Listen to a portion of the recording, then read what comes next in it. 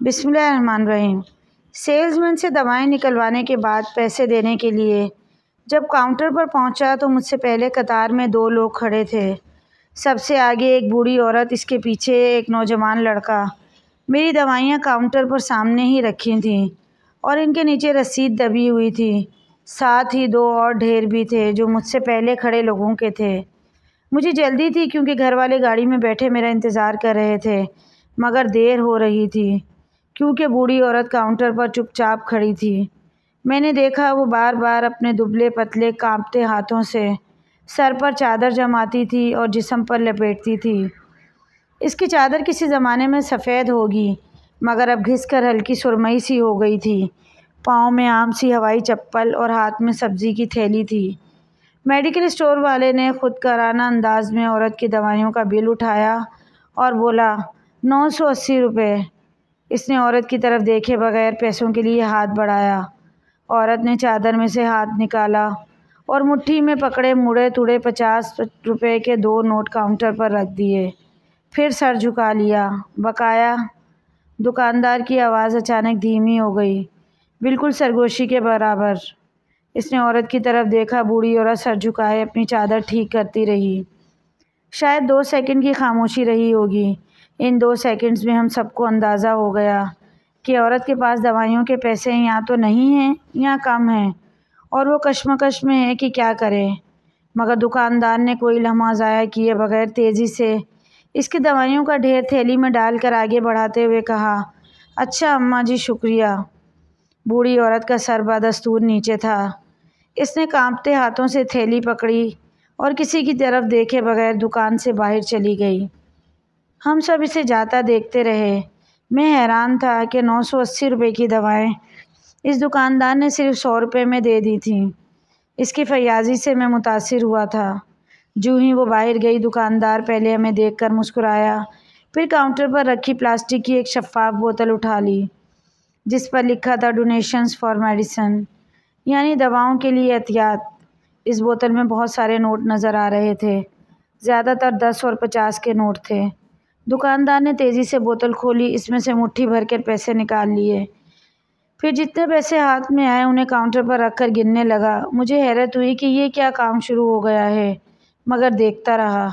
دکاندار نے جلدی جلدی سارے نوٹ گنے تو 350 روپے تھے۔ اس نے پھر بوتل میں ہاتھ ڈالا اور باقی پیسے بھی نکال لیے۔ اب بوتل بالکل خالی ہو چکی تھی۔ اس نے بوتل کا ڈھکن بند کیا اور دوبارہ پیسے گننے لگا۔ اس بار کل ملا کر 550 روپے بن گئے تھے۔ اس بوڑھی عورت کے دیے ہوئے 50 کے 2 نوٹ بوتل سے نکلنے والے پیسوں میں ملائے اور پھر سارے پیسے اکٹھا کر کے اپنی دراز میں ڈال دیے۔ پھر مجھ سے آگے کھڑے گاہک کی طرف متوجہ ہو کر بولا، جی بھائی۔ نوجوان جو خاموشی سے یہ سب دیکھ رہا تھا 1000 کا نوٹ آگے بڑھا دیا۔ دکاندار نے اس کا بل دیکھ کر نوٹ دراز میں ڈال دیا اور گن کر 330 روپے واپس کر دیے۔ ایک لمحہ رکے بغیر نوجوان نے بقایا ملنے والے نوٹ پکڑا کر انہیں طے کیا، پھر بوتل کا ڈھکن کھولا اور سارے نوٹ اس میں ڈال کر ڈھکن بند کر دیا۔ اب خالی ہونے والی بوتل میں پھر سے 100 کے 3 اور 10 کے 3 نوٹ نظر آنے لگے تھے۔ نوجوان نے اپنی تھیلی اٹھائی، زور سے سلام کیا اور دکان سے چلا گیا۔ بمشکل 1 منٹ کی اس کارروائی نے میرے رونگٹے کھڑے کر دیے تھے۔ میرے سامنے چپ چاپ ایک عجیب کہانی مکمل ہو گئی تھی اور اس کہانی کے کردار اپنا اپنا حصہ ملا کر زندگی کی اسکرین سے غائب ہو گئے تھے۔ صرف میں وہاں رہ گیا تھا جو اس کہانی کا تماشائی تھا۔ میں نے حیرانی سے پوچھا، بھائی یہ کیا کیا ہے آپ نے؟ مجھ سے رہا نہ گیا اور میں پوچھ بیٹھا، یہ کیا کام چل رہا ہے؟ اوہ کچھ نہیں ہے سر، دکاندار نے بے پرواہی سے کہا، ادھر یہ سب چلتا رہتا ہے۔ مگر یہ کیا ہے؟ آپ نے تو عورت سے پیسے کم لیے ہیں، پورے 800 روپے کم، اور بوتل میں سے بھی کم پیسے نکلے ہیں، تو کیا یہ اکثر ہوتا ہے؟ میرے اندر کا پرانا صحافی بے چین تھا جاننے کے لیے کہ آخر واقعہ کیا ہے۔ کبھی ہو جاتا ہے سر اور کبھی نہیں، آپ کو تو پتہ ہے کیا حالات چل رہے ہیں۔ دکاندار نے آگے جھک کر سرگوشی میں کہا، دوائیں اتنی مہنگی ہو گئی ہیں، سفید پوش لوگ روز آتے ہیں، کسی کے پاس پیسے کم ہوتے ہیں، کسی کے پاس بالکل نہیں ہوتے، تو ہم کسی کو منع نہیں کرتے۔ اللہ نے جتنی توفیق دی ہے اتنی مدد کر دیتے ہیں، باقی اللہ ہماری مدد کر دیتا ہے۔ اس نے بوتل کی طرف اشارہ کیا۔ یہ بوتل کتنے دن میں بھر جاتی ہے؟ میں نے پوچھا۔ دن کدھر سر؟ وہ ہنسا۔ یہ تو ابھی چند گھنٹے میں بھر جائے گی۔ واقعی؟ میں حیران رہ گیا۔ پھر یہ کتنی دیر میں خالی ہوتی ہے؟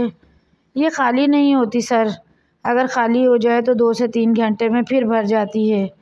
دن میں 3-4 بار خالی ہو کر بھرتی ہے۔ شکر الحمدللہ۔ دکاندار نے اوپر دیکھ کر سینے پر ہاتھ رکھا اور بولا، اتنے لوگ آ جاتے ہیں، پیسے دینے والے بھی اور لینے والے بھی۔ میں نیکی کی اس رفتار پر بے یقینی میں ہی تھا تو دکاندار بولا، ابھی آپ نے خود دیکھا ہے سر۔ وہ ہنسا۔ بوتل خالی ہو گئی تھی، مگر کتنی دیر خالی رہی؟ شاید 10 سیکنڈ۔ ابھی دیکھیں۔ اس نے بوتل میں پیسوں کی طرف اشارہ کیا۔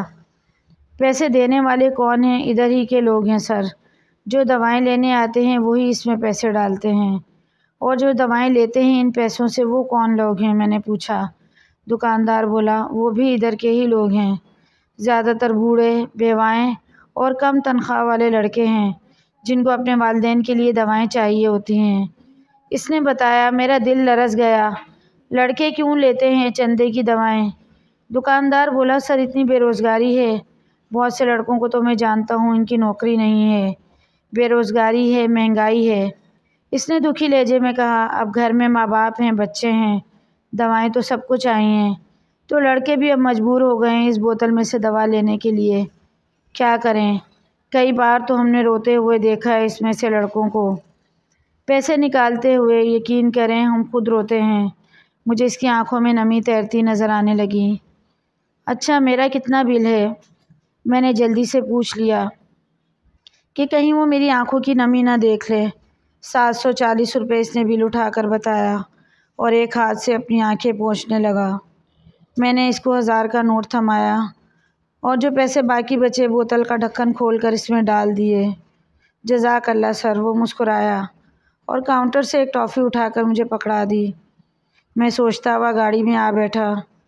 غربت کی آگ ضرور بھڑک رہی ہے، مفلسی کے شعلے آسمان سے باتیں کر رہے ہیں، مگر آسمانوں سے ابابیلوں کے جھنڈ ابھی بھی اپنی چونچوں میں پانی کی بوندیں لیے قطار باندھے اتر رہے ہیں۔ خدا کے بندے اپنا کام کر رہے ہیں، چپ چاپ، گمنام، صلے اور ستائش کی تمنا سے دور، اس یقین کے ساتھ کہ اللہ دیکھ رہا ہے اور مسکرا رہا ہے کہ اس کے بندے اب بھی اس کے کام میں مصروف ہیں۔ مزید ایسی ویڈیوز کے لیے چینل کو ضرور سبسکرائب کریں۔ ویڈیو پسند آئے تو لائک، شیئر، کمنٹ کریں۔